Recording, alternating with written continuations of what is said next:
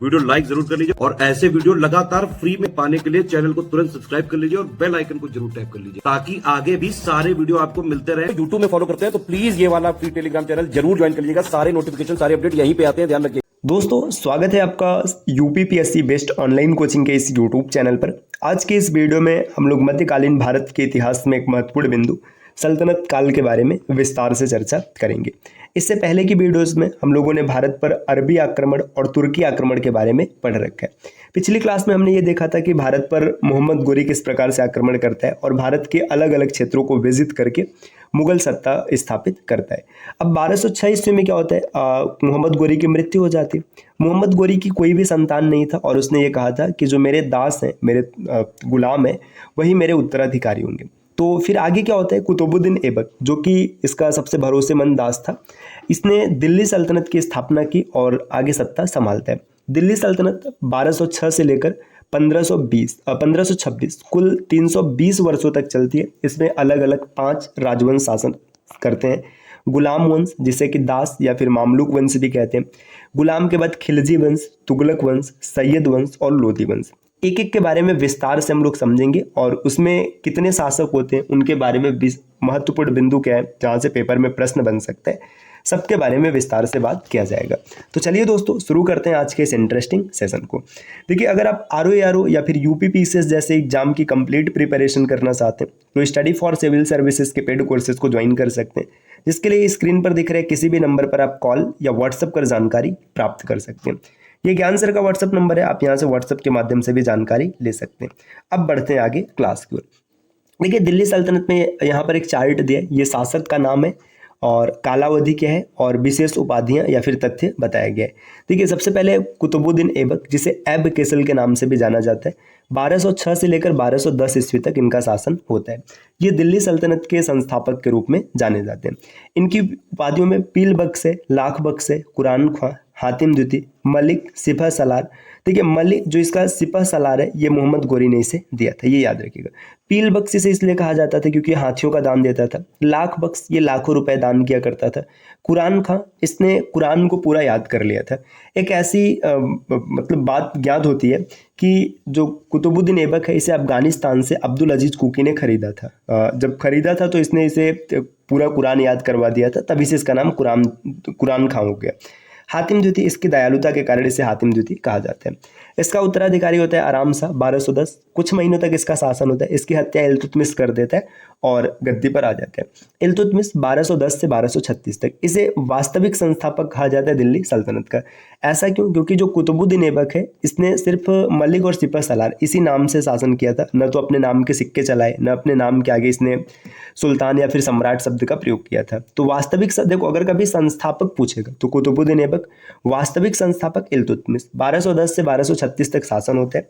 यहाँ पर इसके बारे में कुछ विशेष तथ्य दिए गए। देखिए, विशेष तथ्य क्या क्या है आप देख सकते हैं। सुल्तान ए सईद, सुल्तान ए सईद का मतलब होता है भाग्यशाली सुल्तान, इसे मिन्हाज ने कहा था। सुल्तान ए आजम या फिर नासिर अमीर उल मोमिन, ये खलीफा ने इसे उपाधि दी थी। गुलामों का गुलाम इसे कहा जाता है। मकबरों का पितामह, क्योंकि इसने पहली बार मकबरा बनवाया था। आगे अभिलेख में ईश्वर की भूमि का संरक्षक एवं ईश्वर की भूमि के संरक्षक एवं सेवकों का सहायक भी कहा गया। ये अभिलेखों में से ईश्वर की भूमि का संरक्षक और अभिलेखों का सहायक बताया गया। इसके बाद रुकनुद्दीन फिरोज, कुछ महीनों तक शासन होता है इसका। फिर रजिया सुल्तान। देखिए, इल्तुतमिश मरने से पहले अपनी उत्तराधिकारी घोषित करता है रजिया सुल्तान का। इसका पूरा नाम था जलालात उद दिन रजिया। 1236 से 1240 तक शासन इसका होता है। उद्मत उल निस्वा के नाम से भी इसे जाना जाता है। इसके बाद मुइजुद्दीन बहराम शाह, 1240 से 1242 तक शासन चलता है इनका। आगे आते हैं अलाउद्दीन मसूद शाह। अलाउद्दीन मसूद शाह का शासनकाल होता है 1242 से 1246 तक। इसे दरवेश के नाम से भी जाना जाता है। नासिरुद्दीन महमूद, नासिरुद्दीन महमूद 1246 से लेकर 1265 तक इनका शासन है। मिन्हाज ने नासिरुद्दीन महमूद को दिल्ली का आदर सुल्तान और सुल्तानुत स्तालिन कहा है। देखिए, नासिरुद्दीन महमूद ये टोपी सिलकर जीवन यापन करने वाला बादशाह था, तो ये काफ़ी इंपॉर्टेंट हो जाता है, याद रखिएगा। इसका उत्तराधिकारी बनता है बलबन। इसका मूल नाम है बहाउद्दीन, उपनाम बलबने खुर्द। 1266 से लेके 1287 तक शासन चलता है इनका। गयासुद्दीन जब सुल्तान बना तब इसने उपाधि धारण कर ली थी। और उलुग खां या फिर महा खां, नियाबत खुदाई, जिले इलाही, देखिए बलबन ने सिजदा और पैबोस की प्रथा शुरू की थी। सिजदा मतलब शासक के सामने सिर झुकाना जो सम्राट है, पैबोस मतलब उसके पैर को चूमना। ये बलबन के बारे में काफ़ी ज़्यादा चीज़ें मतलब पेपर में आता है, हम लोग विस्तार से पढ़ेंगे। रक्त और लौह की नीति भी इसी ने अपनाया था। नौरोज त्योहार को मनाना शुरू किया था। इसके बाद आगे आता है कैक्यूबाद 87 से लेकर 90 तक, और क्यूमार्स ये अंतिम शासक होते हैं। इसके बाद गुलाम वंश समाप्त हो जाता है, खिलजी वंश की स्थापना होती है। अब यहाँ पर देखिए कुछ महत्वपूर्ण तथ्य दिए। देखिए दिल्ली का संस्थापक, अब दिल्ली के बारे में हम लोग पढ़ रहे हैं तो इस वजह से दिल्ली को भी थोड़ा समझना चाहिए, क्योंकि दिल्ली सल्तनत आप तभी अच्छे से समझ पाएंगे जब आपको दिल्ली के बारे में सब कुछ पता होगा।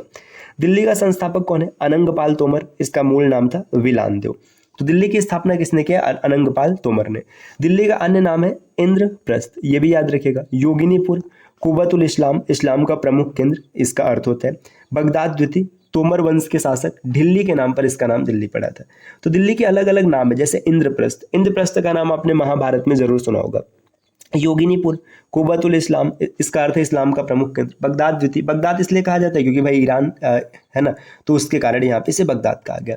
तोमर वंश के जो शासक है ढिल्ली, इन्हीं के नाम पे दिल्ली रखा गया क्योंकि अनंगपाल तोमर ने इसकी स्थापना की है। अनंगपाल द्वितीय को लालकोट दुर्ग एवं अनंगपाल नामक दिल्ली का प्राचीनतम जल निकाय कार्यों में का श्रेय दिया जाता है।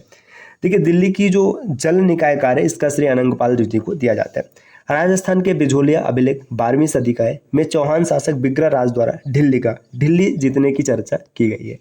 13वीं सदी में पालम बाओली अभिलेख में दिल्ली को किसी उधारा नाम के व्यक्ति द्वारा निर्मित बतलाया गया है। अभिलेख में तोमर एवं चौहान शासकों के बाद मोहम्मद गोरी से बलबन तक के सुल्तानों की सूची शक कहकर दी गई है। तो मतलब उधारा नाम के किसी व्यक्ति ने इसे बसाया, ऐसी भी जानकारी यहाँ से प्राप्त होती है। आगे यहाँ पर दिया सरबन अभिलेख 14वीं सदी में। यहाँ पर बताया गया दिल्ली के इतिहास के साथ दिल्ली के सुल्तान को तुरुस्क मतलब तुर्क कहकर संबोधित किया गया। जो दिल्ली का इतिहास है 14वीं सदी का, इसमें दिल्ली के जो शासक है उसको तुरुस्क कहा गया। 1192 में तराइन का जो द्वितीय युद्ध होता है के पश्चात दिल्ली पर तुर्कों का अधिकार हो गया, क्योंकि तराइन के द्वितीय युद्ध में मोहम्मद गोरी पृथ्वीराज चौहान को परास्त कर देते हैं। 1193 ईस्वी से दिल्ली भारत में गोरी के राज्य की राजधानी बन गई थी। मोहम्मद हबीब के अनुसार दिल्ली सल्तनत में 1192 ईस्वी में तराइन युद्ध ने जन्म लिया और 1526 ईस्वी में पानीपत की रणभूमि के कुछ मील दूर जाकर अंतिम सांस लेते हैं। मतलब दिल्ली सल्तनत की जो शुरुआत होती है ये 1192 में जो तराइन का युद्ध है यहीं से नींव पड़ जाता है, और 1526 ईस्वी में पानीपत की जब लड़ाई होती है, बाबर परास्त करता है इब्राहिम लोदी को, तो वहाँ से लोदी वंश समाप्त होता है और मुगल सत्ता स्थापित हो जाती है। नेक्स्ट यहाँ पर दिया कुतुबुद्दीन ऐबक द्वारा दिल्ली द्वारा किला ए राय पिथौरा पृथ्वीराज चौहान का दुर्ग के चारों तरफ निर्मित भवन महरौली दिल्ली के 7 नगरों में पहला था। ठीक है, महरौली जो है दिल्ली के 7 नगरों में पहला भवन है। इल्तुतमिश के शासनकाल में से दिल्ली को हजरत दिल्ली मतलब प्रतिभाशाली दिल्ली के रूप में जाना जाने लगा। तो हजरत दिल्ली कब कहा गया? जब इल्तुतमिश का शासन हुआ तब से। इसामी के अनुसार अरब, खुरासान, चीन, बुखारा और अन्य स्थानों से प्रसिद्ध व्यक्तियों ने मधुमक्खियों की भांति पंक्ति बनाकर दिल्ली में निवास किया, जैसे पतंगे के झुंड दीमक को घेर लेते हैं। तो इन लोगों ने बताया कि अलग अलग क्षेत्रों से लोग दिल्ली में आकर बसने लगे। आगे यहाँ पर बताया गया सर्वप्रथम बलबन द्वारा दिल्ली के चारों कोनों भोजपुर, पटियाली, कंपिल और जलाली में 4 किलों का निर्माण करवाया गया। तो दिल्ली के जो चारों कोने हैं इसमें अलग अलग किला है, भोजपुर, पटियाली, कंपिल, जलाली, ये सब बलबन ने बनवाया। अलाउद्दीन खिलजी द्वारा 1303 ईस्वी में निर्मित सीरी द्वितीय दिल्ली के रूप में जानी जाती है।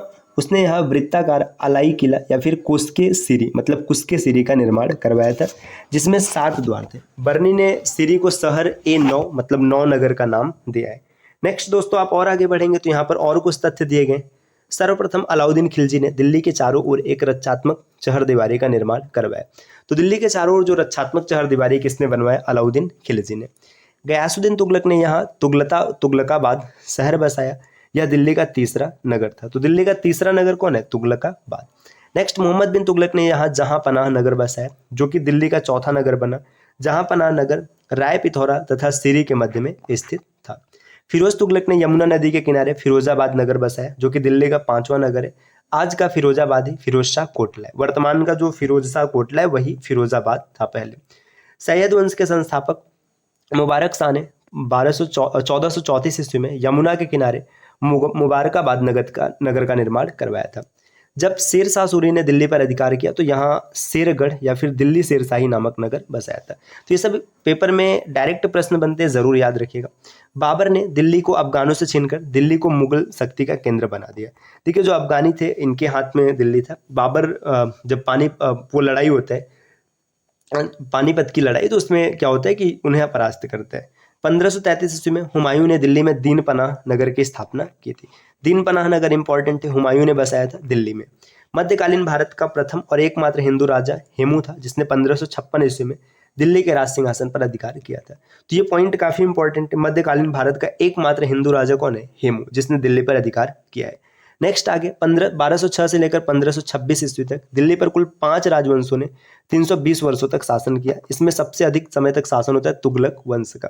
ये जो 5 राजवंश है इनके बारे में हम लोगों ने शुरू में देख रखा है, गुलाम, खिलजी, तुगलक, सैयद, लोधी, और सबसे कम शासन होता है लोधी वंश का। नेक्स्ट तदुपरांत फिरोज तुगलक का कार्यकाल है, जिसने कुल 37 वर्षों तक शासन किया। देखिए अगर सबसे माफ कीजिएगा, यहाँ पर तुगलक 94 और खिलजी वंश 23 वर्ष, और शासकों में बहलोल लोधी सबसे ज्यादा शासन करता है, और उसके बाद फिरोज तुगलक 37 वर्षों तक शासन करता है। नेक्स्ट यहाँ पर दिया गया अगला पॉइंट देखिए, 1236 से लेकर 1296 ईस्वी तक कुल 10 सुल्तानों ने शासन किया। या 1236 से 1246 की अवधि में 5 सुल्तान बनाए गए। नासिरुद्दीन, खुसरो शाह, गयासुद्दीन तुगलक, फिरोज तुगलक, सिकंदर लोधी, ये जो सुल्तान है हिंदू माँ की संतानें थी। तो ये भी याद रखिएगा, नासिरुद्दीन, खुसरो शाह, गयासुद्दीन तुगलक, फिरोज तुगलक, सिकंदर लोधी, इनकी माँ हिंदू हुआ करती थी। सल्तनत में सबसे बड़ा साम्राज्य मोहम्मद बिन तुगलक का था। लेकिन दिल्ली सल्तनत का सबसे बड़ा साम्राज्य मोहम्मद बिन तुगलक का। इसका कुल साम्राज्य 23 प्रांतों में विभाजित था। दिल्ली सल्तनत का अंतिम तुर्की सुल्तान नासिरुद्दीन महमूद था, जो कि तुगलक वंश का भी अंतिम सुल्तान था। आगे दिया दिल्ली सल्तनत का अंतिम सुल्तान इब्राहिम लोधी था, जो लोधी वंश का भी अंतिम सुल्तान रहा था। मोहम्मद हबीब के अनुसार मध्यकालीन भारत का बौद्धिक इतिहास शेख मोइनुद्दीन चिश्ती से और राजनीतिक इतिहास का प्रारंभ अलाउद्दीन खिलजी से होता है। तो दोस्तों दिल्ली सल्तनत के बारे में और दिल्ली शहर के बारे में हम लोगों ने कुछ महत्वपूर्ण बिंदुओं को समझा है। अब अगली क्लास में कुतुबुद्दीन ऐबक के बारे में स्टार्ट करेंगे। तो मिलते हैं आपसे नेक्स्ट वीडियो में, तब तक के लिए नमस्कार।